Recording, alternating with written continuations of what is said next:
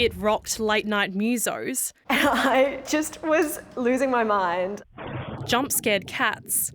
Startled live broadcasts. We've experienced a tremor in the studio. I'm not sure if you have at home. And simply stunned many just before midnight. Everyone's awake. They got shook up.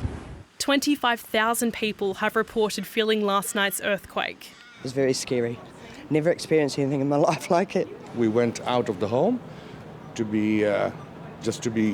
make sure that we are safe and there is no aftershock. The epicentre of the 3.8 magnitude earthquake was near Sunbury in Melbourne's outer northwest, but people from as far away as Bendigo in central Victoria and Hobart in Tasmania felt it. We saw that within 40 kilometres of the CBD, so in the Melbourne metropolitan area, this is the largest earthquake that's happened since 1902. The earthquake happened about 7 kilometres underground. Most quakes happen at a depth of around 20 kilometres, which is why the tremors were felt so strongly by so many people.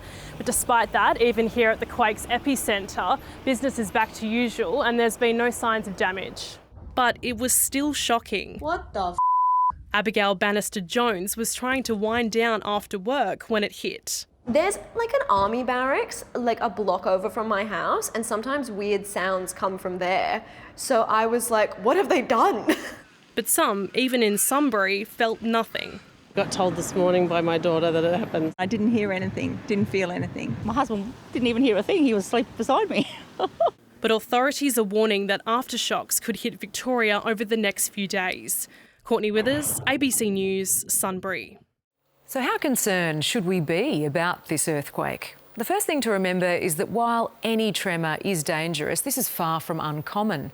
Australia records about 100 earthquakes of magnitude 3 or higher a year. And scientists say that while it might feel like there have been a few more lately, there hasn't actually been a significant spike. Geoscience Australia says Victoria averages about 3 earthquakes every 12 months. In fact, we've had 2 very minor tremors in Melbourne's east this month that few people even noticed. But dangerous quakes do happen here. In 2021, Melbourne was rocked by a 5.9 magnitude event that was felt by 43,000 people and into New South Wales and South Australia.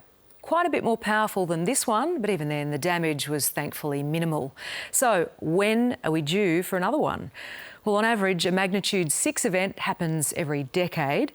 Newcastle was hit by a 5.6 quake in 1989 and 13 people died. But since then, building codes have improved significantly. And that's one of the reasons few buildings were damaged in Melbourne in 2021. Victoria is also a long way from the edge of the giant tectonic plates that move against each other, causing earthquakes. So this size of earthquake is quite good because it's large enough to make a lot of people aware of what they need to do, but not so damaging. The advice that we give to people is to drop cover and hold on, which means to get down, get under something sturdy like a table and hold on until the strong shaking stops. Most people who are injured or killed in earthquakes is from things falling on them, so if you can protect yourself from that. So this is a good reminder that that's the action to take when you feel strong shaking.